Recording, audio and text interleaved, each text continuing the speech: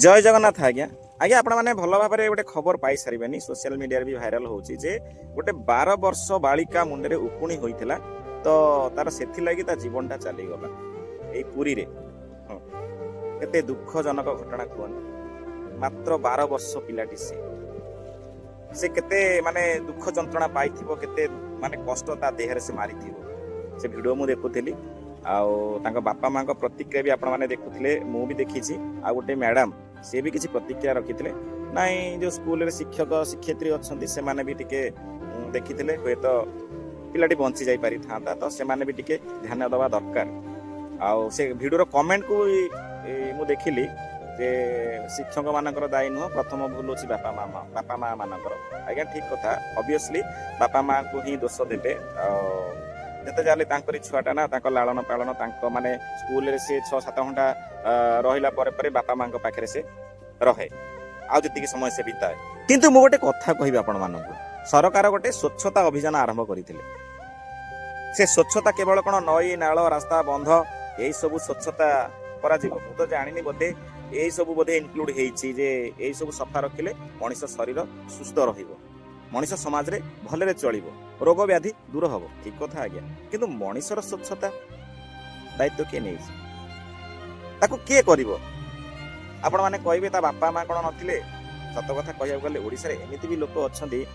भल मंद विचार दायित्व से मानक माइंड रे नाही से मानकु शिक्षा जाय एमिति कि एबे सरकार गोटे अभियान आरंभ करथिले स्कूल रे शिक्षक माने बही खाता धरी बुलुथिले घरे घरे बांटुथिले जो झील मैंने हो जी भी वयस्क लोक अच्छा घरे से से पाठ पढ़ेबे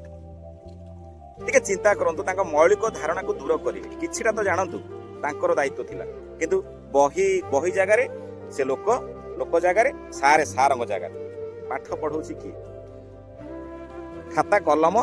चसाचसी चलीछि ना हेई जाइछि तो एमिति भी किछि लोक अछंती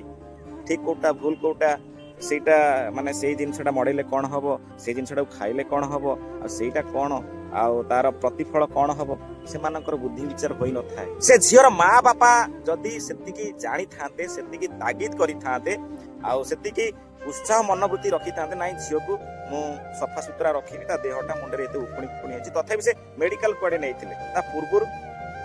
धारणा तो देई पारि थांते ना नाही तो चिंता करंतु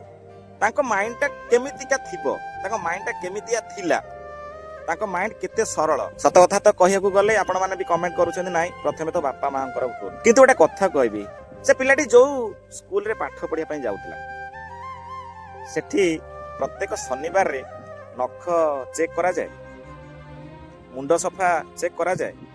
ड्रेस सब चेक करा जाय देह हाथ सफा सुतरा काहे की हेइन काहे की घरे असुविधा हेइछि जदि से पिलाटी सफा सुतरा है ना ता बापा माँ को डकईकरी एमती कौन पिलाटी पढ़ुची कि पाठ पढ़ू ना